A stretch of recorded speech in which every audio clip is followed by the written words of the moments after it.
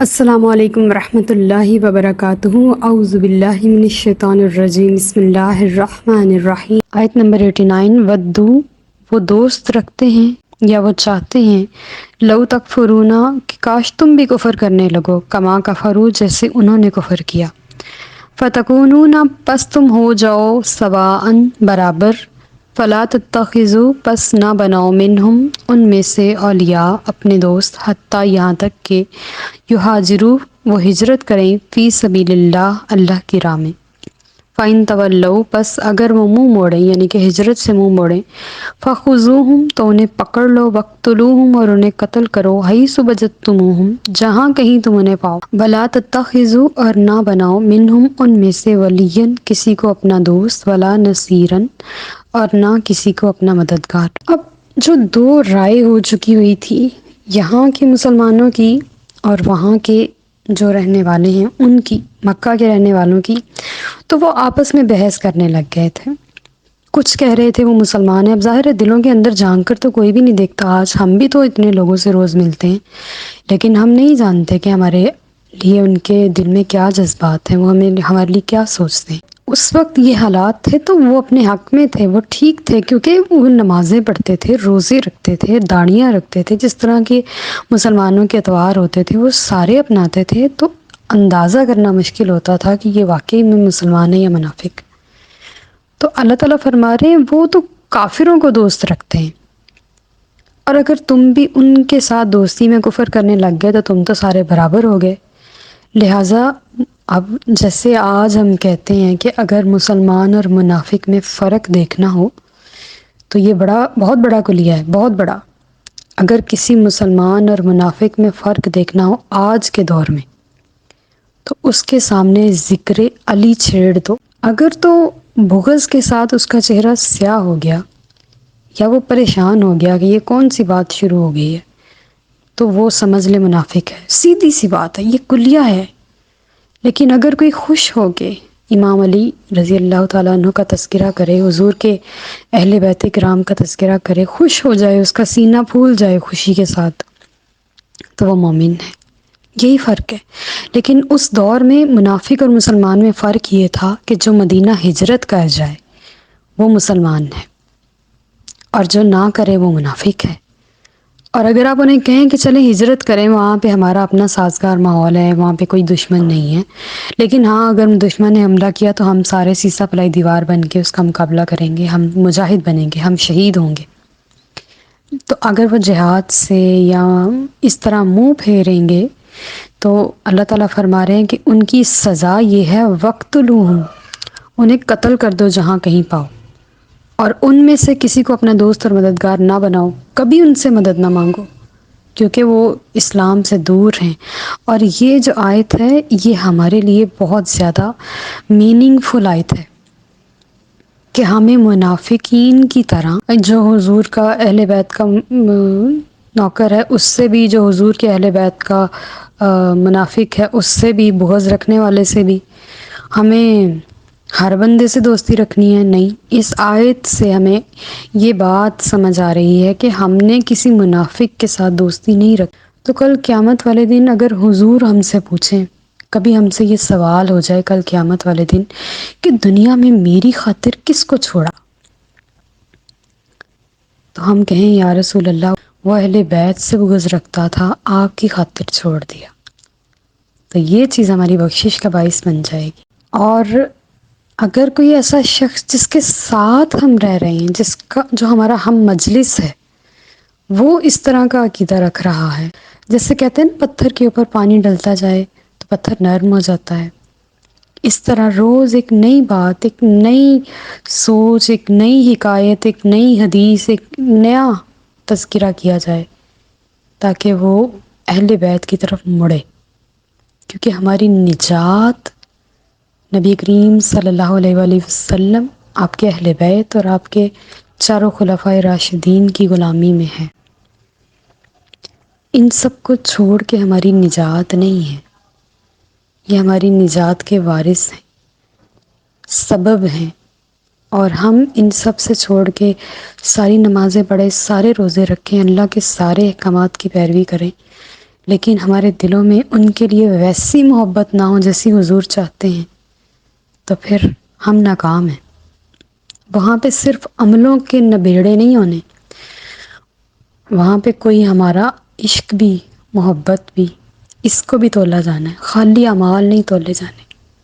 عشق اہل بیت، عشق اصحاب کرام بھی تولا جانا ہے۔ لہٰذا محبتیں بھی سلامت رہنی چاہیے، کیونکہ جب محبت ختم ہوگی نا تو بندے کا عمل بھی ختم ہو جاتا ہے۔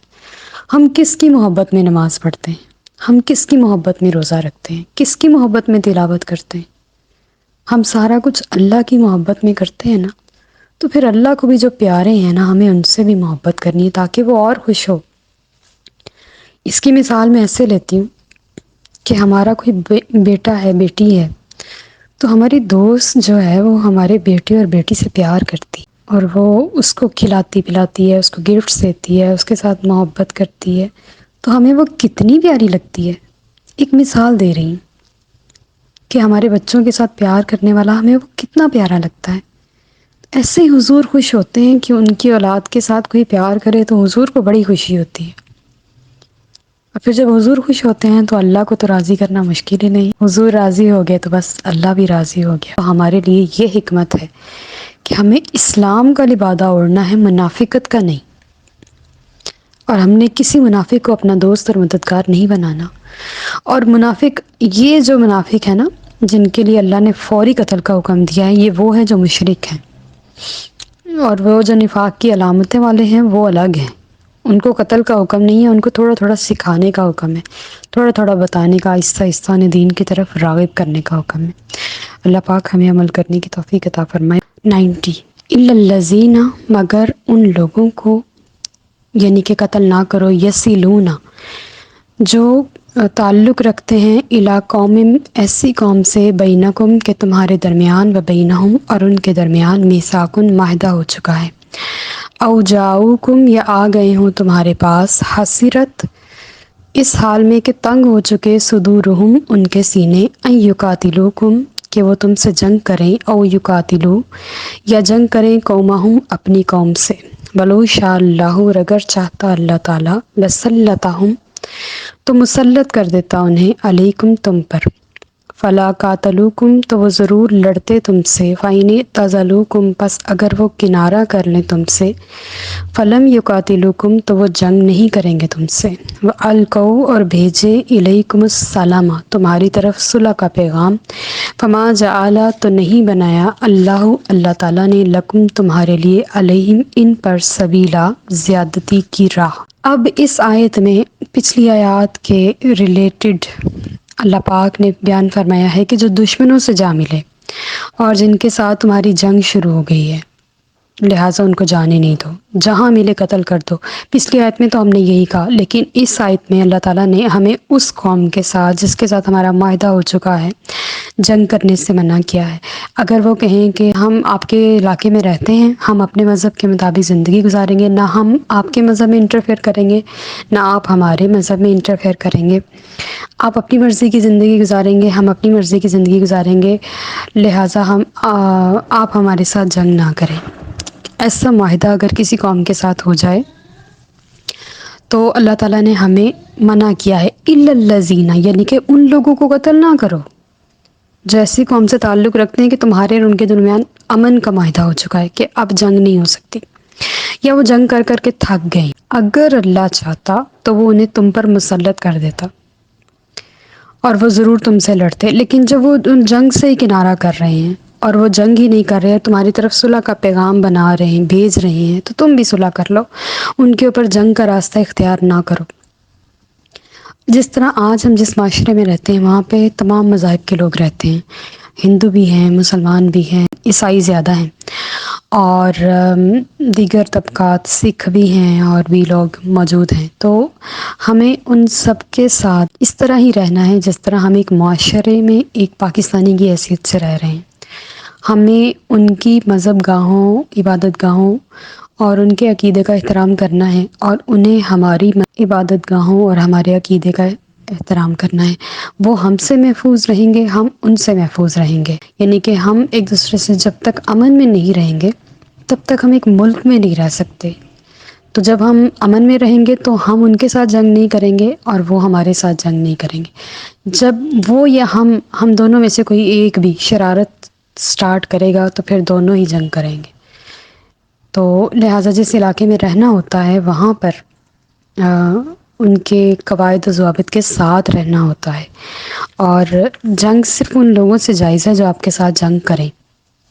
پچھلی آیات میں تو اللہ تعالیٰ نے فرمایا نہیں قتل کرو جہاں کہیں بھی پاؤ. یہ ان لوگوں کی بات ہو رہی ہے جو ہم سے جنگ کریں. جو ہم سے جنگ نہیں کر رہے ہمیں انہیں قتل کرنے کا حق نہیں ہے. وہ ویسے ہی شہری ہیں جیسے ہم شہری ہیں.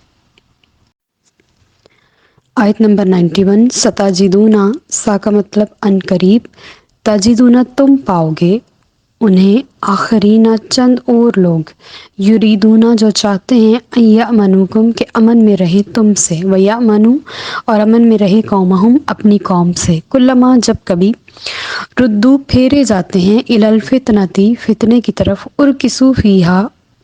تو اوندے منہ گر پڑتے ہیں اس میں، وَإِن لَمْ يَعْتَزِلُوكُمْ پس اگر وہ کنارہ نہ کریں تم سے، وَيُلْقُوا اور بھیجیں الیکم السلام تمہاری طرف صلح کا پیغام، سلامتی کا پیغام، وَيَكُفُّوا اور نہ روکیں ایدیہم اپنے ہاتھوں کو، فَخُذُوہم تو انہیں پکڑ لو، وَاقْتُلُوہم اور انہیں قتل کرو، حیث ثقفتموہم جہاں کہیں تم انہیں پاؤ، وَأُولَئِکُمْ اور یہی وہ لوگ ہیں جعلنا ہم نے دیا لکم تمہیں، علیہم ان پر سلطانم مبینہ کھلا اختیار. وہی بات جو پچھلی آیت میں بھی ہم نے پڑھی کہ جو لوگ امن میں رہنا چاہتے ہیں تم سے، تم بھی ان سے اپنی قوم کو امن میں رکھو، لیکن اگر وہ تم سے حالت جنگ میں ہیں تو تم بھی ان کے ساتھ جنگ کرو. اور جب کبھی وہ فتنے کی طرف پھیرے جاتے ہیں تو منہ کے بل گر پڑتے ہیں، اور اگر وہ تم سے کنارہ کر لیں یعنی کہ الگ ہو جائیں اور تم پر صلح کا پیغام نہ بھیجیں اور اپنے ہاتھوں کو بھی تمہیں قتل کرنے سے نہ روکیں، پھر جہاں کہیں انہیں دیکھو انہیں قتل کرو، جہاں کہیں انہیں پاؤ انہیں مار دو.